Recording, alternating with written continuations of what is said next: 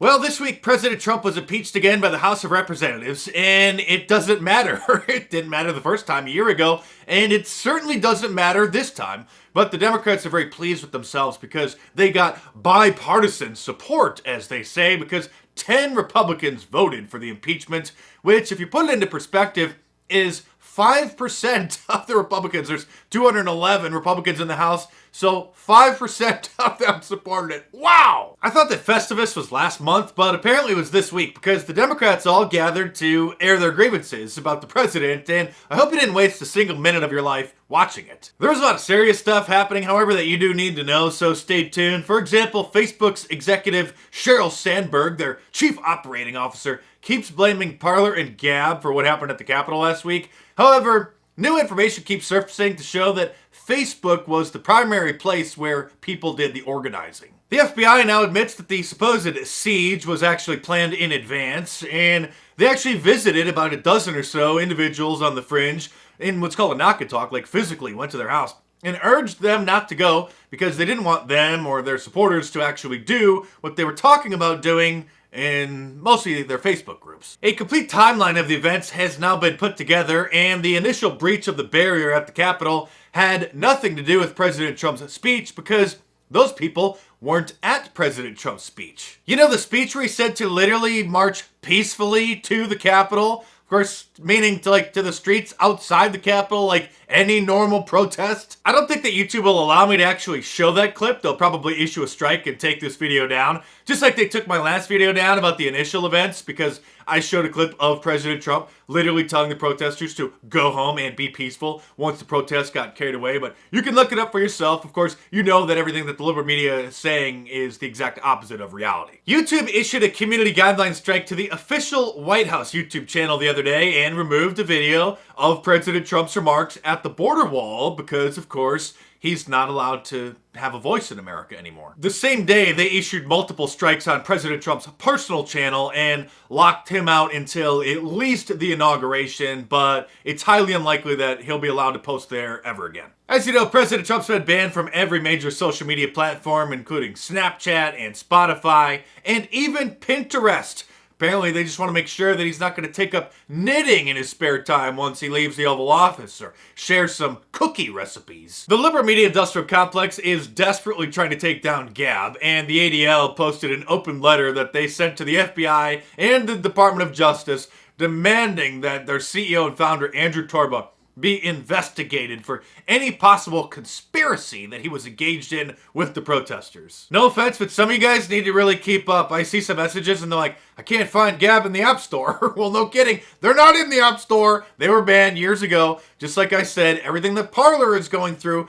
Gab has already been through. You have to go to gab.com. And on your iPhone, on your mobile device, you can save gab.com to your home screen, and then it's basically just like you have the app. You can even post videos on Gab. I think you can live stream on Gab. They're working on a cell phone. They're working on a streaming stick. Andrew Torba is really ahead of his time, and he's on a mission from God. Literally. There are now several members of Congress on Gab, including Marjorie Taylor Greene and Lauren Boebert, and I'm sure others, and it just came out that Jared Kushner stopped President Trump from joining Parler and Gab after Twitter banned him. Jared Kushner's research obviously consists of him reading the Wikipedia pages about the platforms, which are obviously smears and lies, and he doesn't want President Trump to be associated with such fringe platforms and the bad people who have accounts there. And just to show you how forward-thinking Andrew Torba is, they started mirroring President Trump's tweets over on his @RealDonaldTrump Gab account. Now, President Trump at this point hasn't taken control of it, but they set up that account and have, I think, the last 3,000 tweets from President Trump mirrored over there and preserved. They literally saved historical records that Jack Dorsey dumped down the memory hole. Other social media platforms that you should sign up for or at least know about are MeWe.com, where you can find me, of course, or have a nice verified account, which is basically like Facebook was in the olden days, where what you post is what shows up in people's feeds, and there's no annoying fact checks. There's a lot of people on MeWe. I think Diamond and Silk have several 100,000 followers over there, and as of now, I have 2,000 followers, And I signed up for MeWe like 2 years ago. I just never used it. And so finally I started looking into it. So I'm going to probably start posting over there on a regular basis. Minds.com is another platform that's been around for a while, actually. I'm registered over there. I haven't posted over there in quite some time.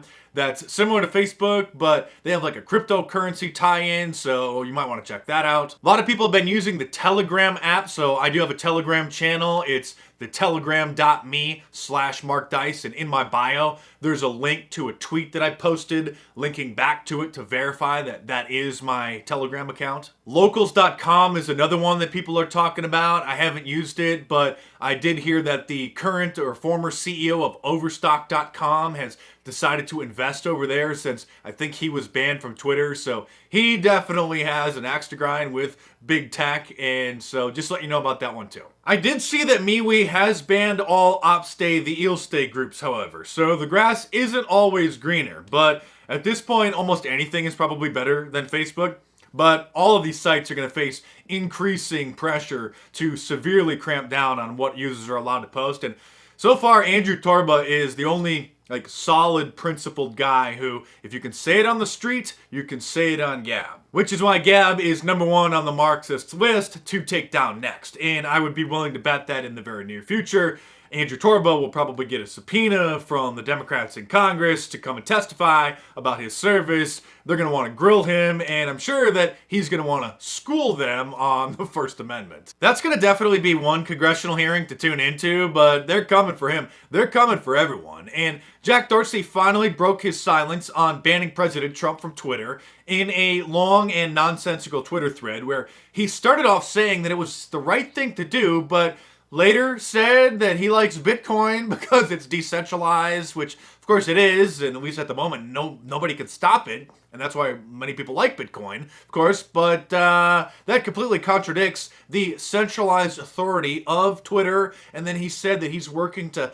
help encourage decentralized social media platforms, and I think that he was just microdosing when he was tweeting. And speaking of Jack Dorsey, Project Veritas just obtained some new footage of him that looks like it was recorded in a rest stop bathroom somewhere, of him talking about banning President Trump's account and saying, of course, that it was just the beginning of many, many accounts that they're planning on banning. There's so much more to get into, but I don't want this video to be a half an hour long, so I'll save it for another report where I'll do a more thorough and detailed analysis, like that Antifa activist who was just arrested for his leading role in what happened at the Capitol, where he literally went undercover wearing a Trump hat, posing as a Trump supporter. And even though President Trump's leaving the Oval Office next week, he certainly isn't going away. And let's not forget, it was Barack Obama and George W. Bush who broke the unwritten rule that former presidents kind of stay out of the limelight and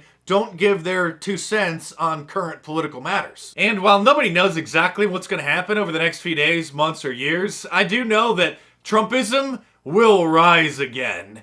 And in honor of the greatest president in our modern history, I have re-released my special limited edition Trump shiny silver silhouette shirt and the red shiny MAGA country shirt. These are the ones that are printed with the special reflective paint that just glimmer in the light, and these pictures don't even do them any justice, and these are available through Wednesday, Inauguration Day. Or if those aren't your style, I'm sure that you'll enjoy my presidential collection, like a nice Abraham Lincoln Trump shirt, a Ronald Reagan Trump shirt, a JFK Trump shirt, or any of my awesome designs, and get them just in case they ban Trump merchandise, which I wouldn't be surprised happens in the fairly near future. So head on over to markdice.com or click the link in the description below and check them out.